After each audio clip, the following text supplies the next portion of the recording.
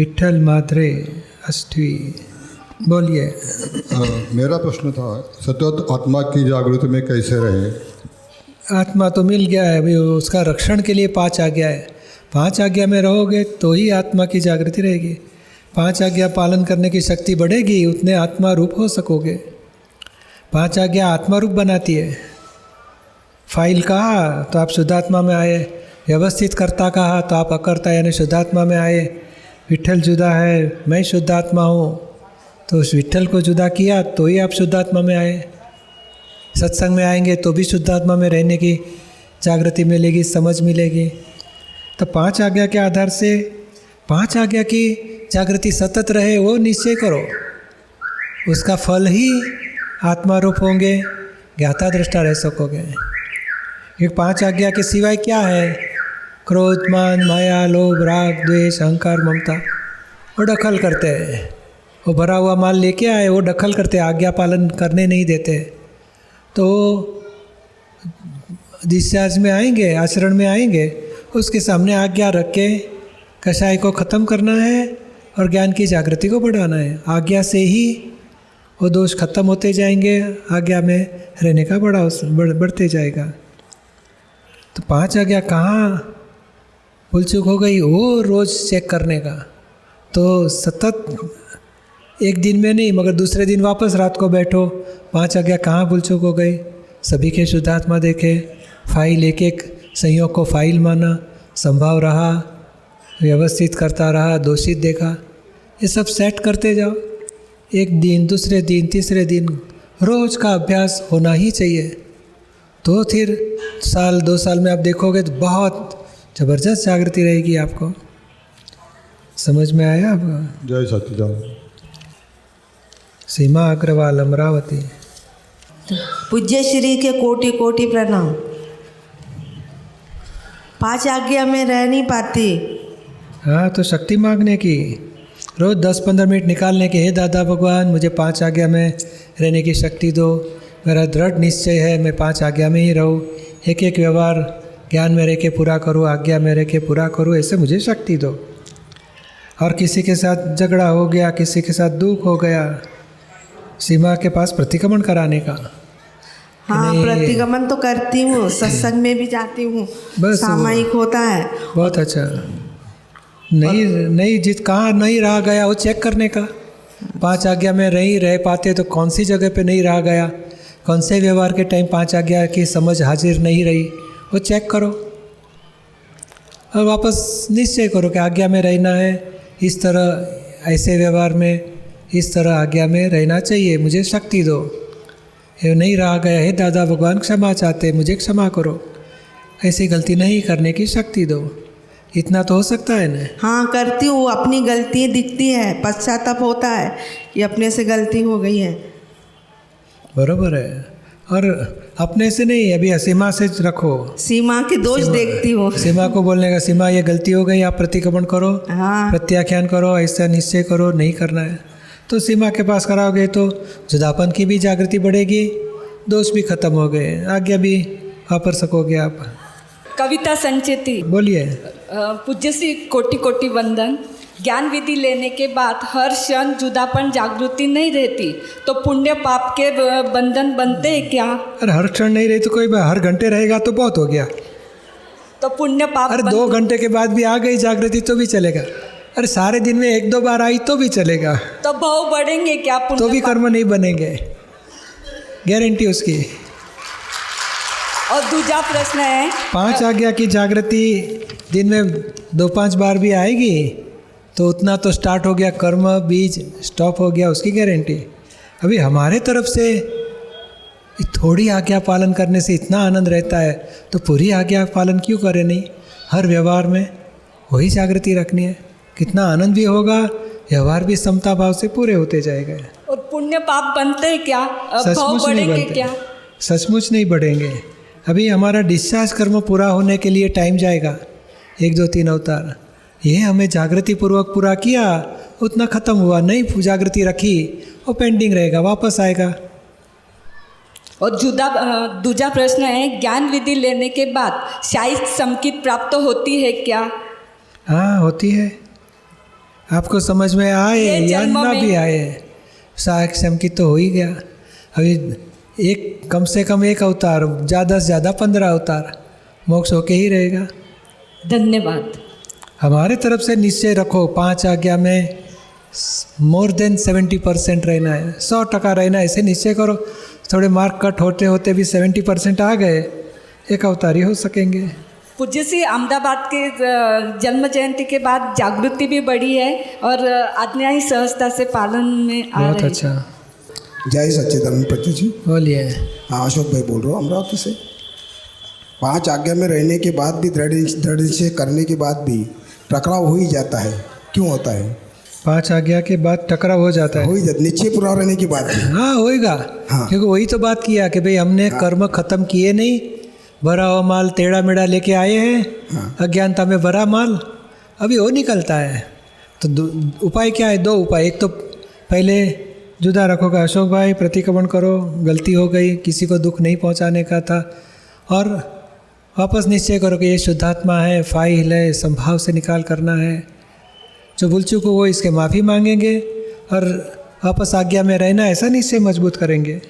निश्चय तो पूरा रहता है काम करते समय, यदि वो टकराव हो ही जाता है ना। होएगा, हाँ। क्योंकि ये सब अहंकार, क्रोध, मान, माया, लोभ सब भरा हुआ माल टकराव कराता है। अच्छा, उसके प्रति कम पहले से 5-10% कम हुआ है ना।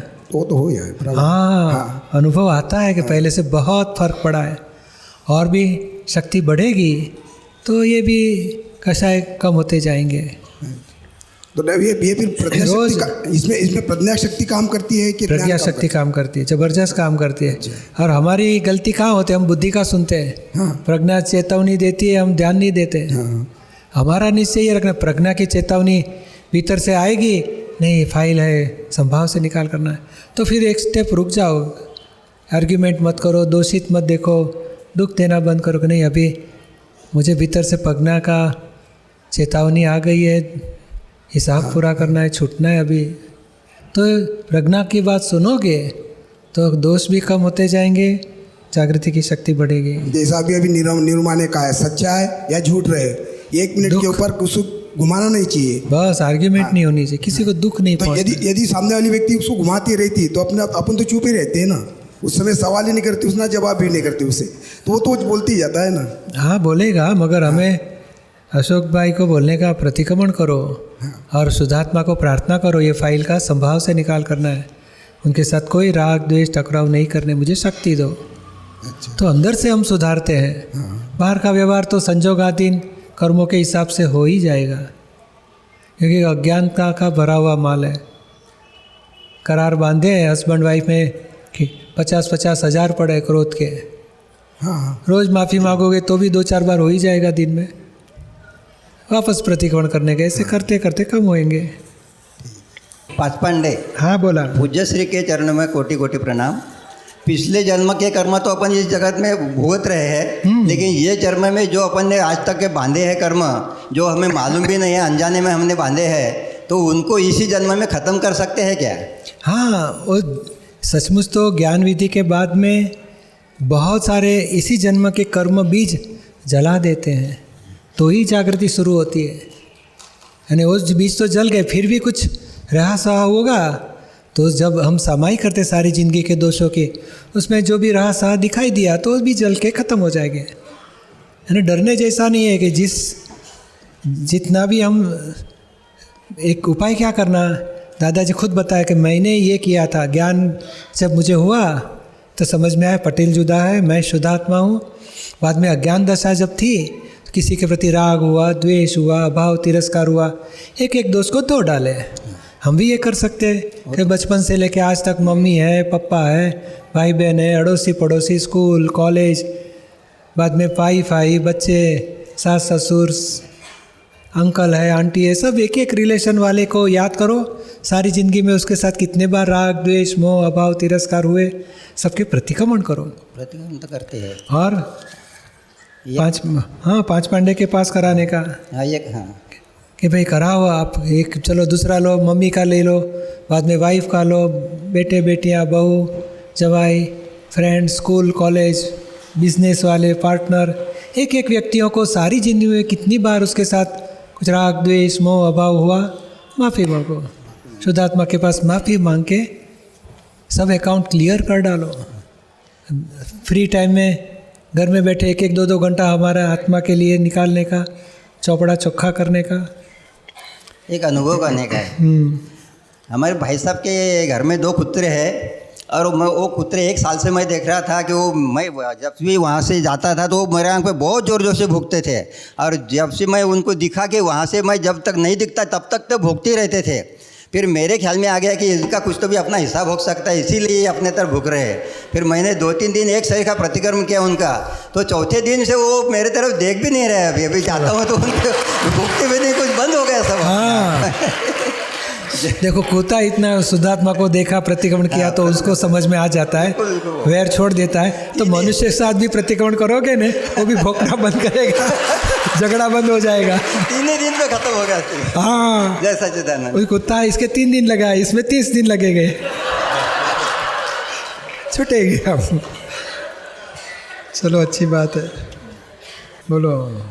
कोटि कोटि जन्म के पुण्य के उदय के बाद ज्ञानी का दर्शन होता है, और कोटि कोटि जन्म के बाद ज्ञान मिलता है। मुझे तो वो मिल चुका है, 2013 को मैंने ले लिया, लेकिन मुझे ऐसा लग रहा है कि सिर्फ मेरा पुण्य का जो संचय था वही ख़त्म हो गया और सब पाप ही पाप बचा है, और अभी जीना मुश्किल हो रहा है।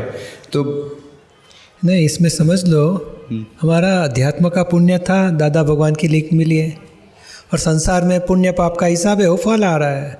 पाप का यानी क्या है कि रात के बाद दिन आता ही है, तो बुरा टाइम है तो हम समझना चाहिए। सुरेश को बोलने का, सुरेश जी हिसाब आया है, समता भाव रखेंगे, पूरा करेंगे, नया बीज बिगड़ने नहीं देना है, क्योंकि हमने बीज डाले थे, उसका फल दंड आया है, दंड हम भुगत लेंगे। समता भाव से नया बीज सुधार लिया, दूसरे भाव के लिए हम छूट गए।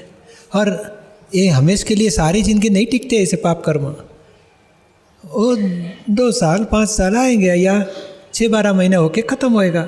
वापस दिन के बाद, रात के बाद दिन आता है, दिन भी पूरा होता है, वापस रात आती है, ऐसे चढ़ उतर पुण्य पाप सब फल आते रहेंगे, जीवन पूरा होते जाएगा। हमें जागृति ये रखनी है, पाप के टाइम दुखी नहीं होना है, पुण्य में हम मज़ा में मस्तान नहीं होके घूमना, जागृत रहना है कि पुण्य का उदय है, चलो रिलेटिव अच्छा है, ज्ञान मजबूत करेंगे। पाप का उदय है, रिलेटिव में प्रॉब्लम आते हैं तो संभाव से निकाल करेंगे, क्योंकि हमने लॉस भी भरपाई करना पड़ेगा, प्रॉफिट भी करना है ज्ञान का। तो लॉस और प्रॉफिट संसार के व्यवहार में जितना भी पाप पुण्य का फल आता है पूरा संभाव से निकाल करे, संसार के लिए छूटेंगे, हम मोक्ष के लिए प्रगति करेंगे। नहीं, पहले जो अप डाउन आता था ज्ञान विधि के पहले अप डाउन दोनों भी थे, लेकिन अभी सिर्फ 5 साल से डाउन डाउन डाउन डाउन ही हो रहा है।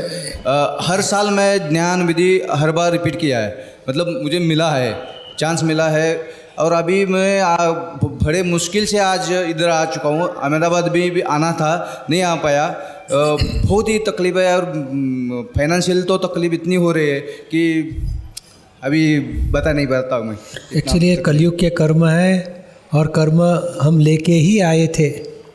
ये तो ज्ञान लेने से हमारे नए बीज बिगड़ना बंद हो गया, और कर्म तो था, वो तो फल आने वाला था और भुगतना ही पड़ा। रामचंद्र जी को भुगतने पड़े, कृष्ण भगवान को भुगतने पड़े, महावीर भगवान को भुगतने पड़े, कौन बच सकता है? अभी क्या है कि समता भाव से पूरा करो, दूसरे दिन खाने का मिल जाता है ना, खाना पीना रहने का मिलता है। अभी वो भी मुश्किल हो रहा है थोड़ा। हाँ, तो आज का शाम का मिल गया तो खुशी मनाने का, साथ को सो जाने का, कल की बात कल हो जाएगी। मगर ये बुरा टाइम भी पूरा होएगा। बहुत ट्रैफिक आ गया तो हमारे 1 इंच भी गाड़ी आगे नहीं खड़ सकती, तो धीरे धीरे ट्रैफिक 2 घंटे के बदले 6 घंटे के बाद क्लियर होएगा तो जाएंगे हम आगे, है ना। स्थिरता से रहो और सत्संग और भीतर में जागृति रखो। ये सुरेश को प्रॉब्लम आया है, मैं शुद्धात्मा हूँ, हिसाब बहुत भारी। अज्ञान दशा में कितना भाव बिगाड़ देते थे इसी कंडीशन में। तो ये पूर्व में बुरे टाइम में भाव बिगाड़े इतने हैं, आज फल आया है। अभी नया भाव बिगाड़ेंगे नहीं, ज्ञान से समता भाव में रहेंगे, ये भी पूरा होगा। दादा भगवान से शक्ति मांगने की, दादा भगवान मुझे शक्ति दो, एक एक व्यवहार को संभाव से पूरा करो, और किसी का दोष नहीं है, मेरा हिसाब है, कोई निमित्त गुनहगार नहीं है, ऐसे जागृति रख के व्यवहार पूरा करना है। समझ में आया आपको? हाँ ठीक है। और ज़रूर पड़े आपता पुत्र के कांटेक्ट में रहना, हेल्प में, सत्संग के सब मिलेंगी चाबियाँ। पूज्य श्री के चरणों में सत प्रणाम। बोला फाइल नंबर 1 ने नहीं लिए ज्ञान विधि, हमने सबने लिए घर फाइल में। 1 यानी फाइल नंबर 2 ने नहीं लिए, पति देव ने, बच्चों ने सबने लिए घर में। हाँ तो वो बोलते हैं तुम मोक्ष से चले जाओ, हमको नहीं मिला तो भी चलता है। हाँ उन्होंने लेने को होना ऐसी इच्छा है। हाँ भाव रखो, अभी अभी आग्रह मत करो, आग्रह करने से उनका दिमाग आउट हो जाता है, बाद में टेढ़े मेढ़े शब्द बोल देते हो। हमें आपको जाने के लिए मना नहीं करते हैं ना। हाँ नहीं, आने दिया। सवेरे 7 बजे वही टीवी लगाते हैं और देखो, सत्संग सुनते हैं। देखो कितने अच्छे हैं। फिर भी बोलते हैं हाँ। पूज्य श्री कि मैं नहीं लेता, तुम चले जाओ। हरकत नहीं हो, दिल में उनको दादाजी बैठ जाएंगे और जब टाइम आएगा तो उनको भी ज्ञान मिल जाएगा, मोक्ष की लाइन में चल जाएंगे। अभी आप उनको दखल मत करो, उनके साथ प्रेम से रहो और घर में एक दूसरे के साथ और बच्चों के साथ अच्छी तरह रह के व्यवहार पूरा करो। उस बात के लिए झगड़ा होता है पूज्य श्री। किस बात क्यों के नहीं लेते हैं ज्ञान करके? नहीं, वो झगड़ा मत करो, अभी झगड़े से करने से उनका भाव बिगड़ेगा तो अंतराय ज़्यादा आएंगे, हमारे वजह से ही उनके अंतराय बढ़ेंगे। तो इसके लिए अभी नहीं, ऐसा प्रोग्राम है, मैं चाहती हूँ आप आओगे तो मुझे अच्छा लगेगा, ऐसे एक आध बार शब्द बोलने का, आपको आना पड़ेगा, ज्ञान लेना पड़ेगा, ऐसे आग्रह मत रखो, धीरे धीरे आएंगे वो तो, और संजोग मिलेंगे तो पहले आपसे ज़्यादा वो प्रगति करेंगे। जय सच्चिदानंद सागर गाडबेल बोलो। हाँ, ये देखने जानने वक्त जो हम कार्य करते हैं ज्ञान से, तो आपने बताया था कि कमेंट्री नहीं करनी है, तो समझाइए। अभी क्रोध, कुछ किसी को दुख हो जाए, किसी को क्रोध के करके दुख हो जाए, ऐसे व्यवहार होता है क्या कभी?